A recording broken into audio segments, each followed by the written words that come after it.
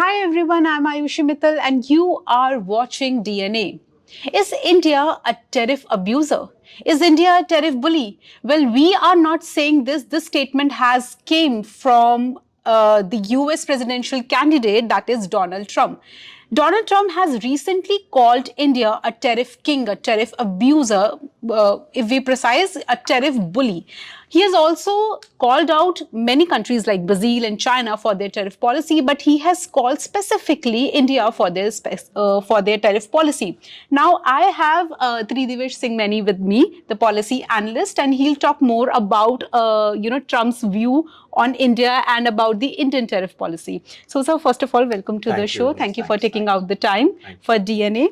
So, Mr. Mani, this is not the first time when Trump has called out India for its tariff policy.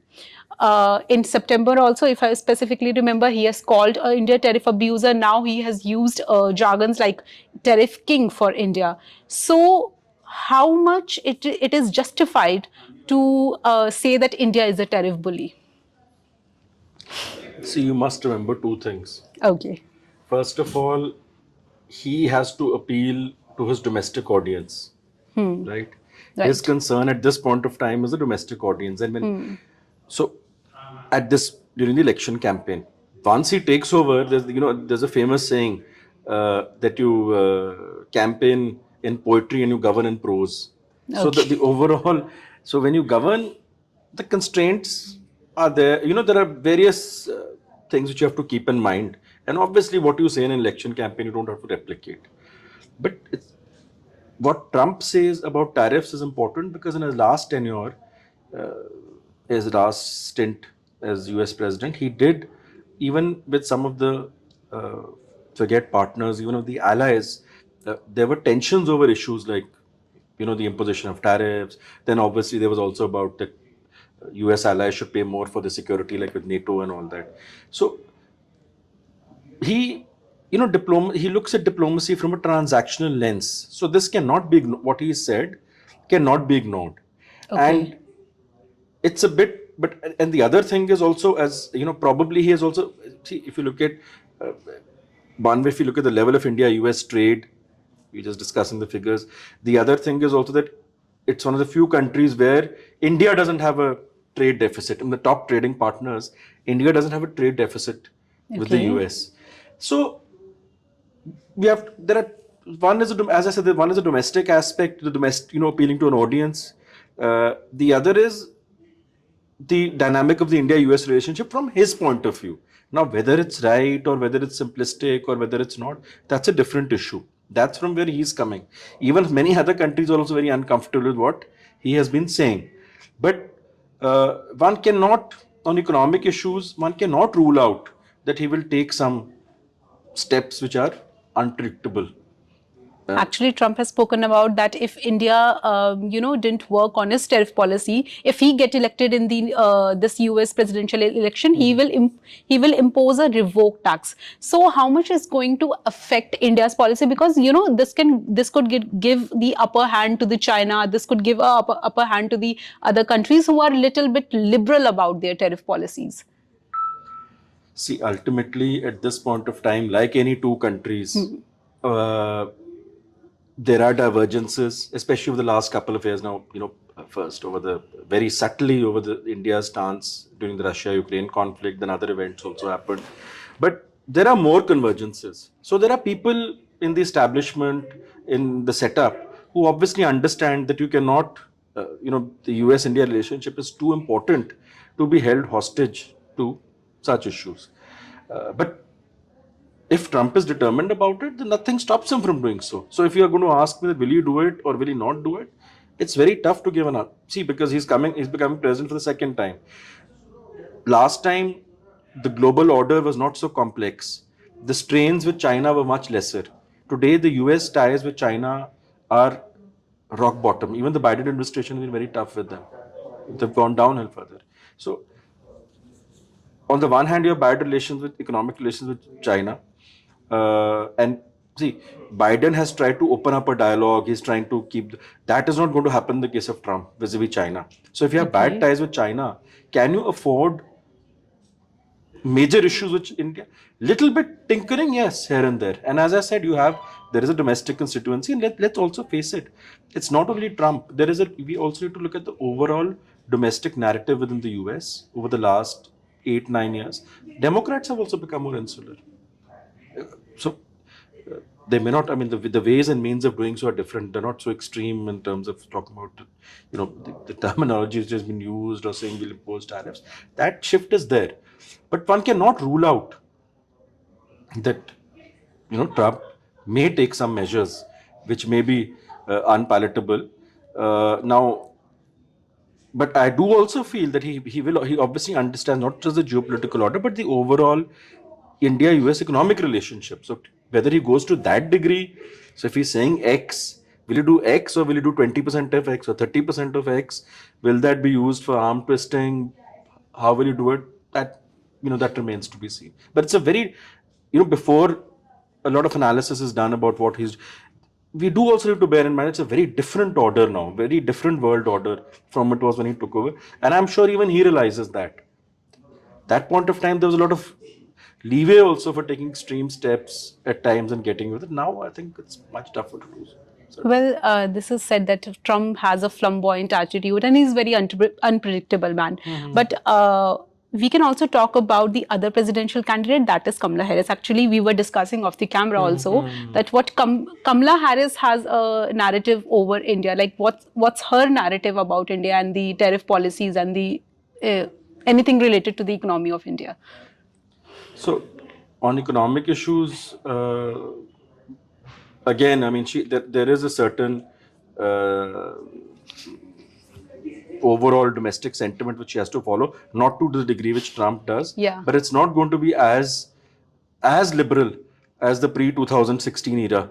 How I mean, if just as an example, Democrats themselves have not even backed certain trade agreements which they only brought into place first of all. So that we have to bear in mind. So as I said, every politician is going to see their own domestic interests.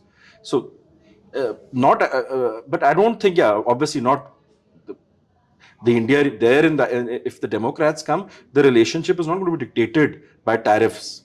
There will be differences here and there, but here it could become if Trump actually goes ahead with the imposition of these tariffs and whatever else. So who will be a better candidate for India? Like for the India's perspective, it will be Kamala Harris or it will be Trump, Donald Trump, if we look at these economic policies of both the candidates? See, analysts never give a yes or no answer. They're not supposed to. But look, there are two ways of looking at it. If you look at the Russia-Ukraine conflict or you look at any global conflict, that is going to, all those conflicts impact India.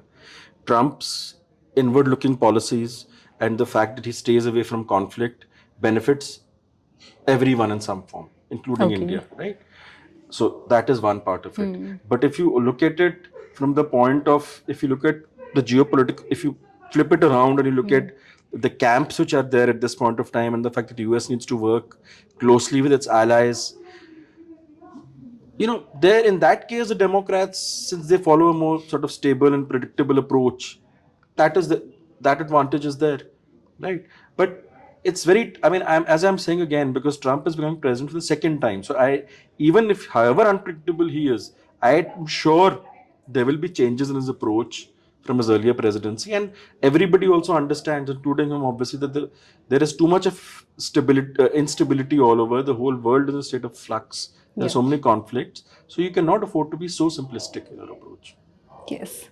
And when we were discussing about these policies, we came to a term that is de-dollarization. Right. So I want to understand that what is de-dollarization and how it's gonna affect India. First of all, let's start with what is de-dollarization. De-dollarization, basically, it is, you see, this concept has been spoken about for very long. But post the imposition of sanctions, first on Iran and more so on Russia, after the Russia-Ukraine conflict, a lot of countries which had economic relations with Russia obviously needed to find out ways, because of the imposition of sanctions, where they can do trade. That's a simplistic sort of answer. And then seeing that, obviously, China and Russia, as we've spoken on the two camps, US and then on, they also notice that this is, that they should leverage this whole this sort of difference between certain even between the US and even some of its partners over the imposition of sanctions. So what do you have? You have basically trade in local currencies. So Okay. and this is more so in commodities because especially oil, for instance. So I think in probably in 2023, if you look at the global the figures of commodity trade, I think specifically in oil, for instance, significant percentage was carried out in non-dollar currencies. But then there are pitfalls. So when you look at de-dollarization, there is also talk, for instance, about a BRICS currency and all. That is then a bit of a stretch because even again there are geopolitical issues. So India is a member of BRICS as well, Yeah. and BRICS is China dominated. So the countries who understand that, you see, the US dollar is here to stay. If you look at the US dollar in the overall global reserves and as a percentage, it's still pretty high. There's a dip, but it's there. So that things like BRICS currency and all is not that simple, and neither is the US dollar going anywhere at all. But because of the imposition of sanctions and the fact that obviously certain countries are dependent for commodities on these countries which have been sanctioned, this is one of the things which is given a fillip. That is leading to other openings also. It's not just between that. So, for instance, even other countries like, let's say, India and UAE are also exploring de-doll trade in local currencies. That has given them also the space to do so. But there has to be a sort of balanced approach. And this whole, this thing that the US dollar, we see many articles about how the US dollar Yeah. is totally, that all is not happening. There may be some changes, but again, it has to be looked at from a sense of nuance, and you have to look at the various layers also. Which commodities is de-dollarization picking up in? Which countries are going ahead with it? To what extent are they going ahead? So, for instance, UAE has gone for de-dollarization of countries, but UAE also has a very close relationship with the US. They've signed some important agreements recently when there was talk Yep. about UAE getting closer to China. Many other countries are doing the same. So I think uh, the apprehension is that Trump, some of his advisors have told him that you impose stringent sanctions against countries which are going for de-dollarization. Now that would be more problematic than even these tariffs. That's I think there you really need to, because a lot of countries are going for de-dollarization. If we get into that, then it's problematic. But again, one is hoping that, as I said, that you only campaign in poetry and then you're going to govern in prose. So one is hoping for that on both these issues. We But also yeah, hope the same. exactly, yeah. And definitely the uncertainty prevails. The Trump is very uncertain person, and so as the geopolitical scenario nowadays, twists and turns are like an everyday thing for us. But we hope so. We hope for the best. May the best man and the woman, if the woman, best woman wins. And you were watching DNA. If you want to ask any question about the Indian tariff policy, about the geopolitical thing, you can just pin down in the comment section, and we are here to answer you. Thank you so much.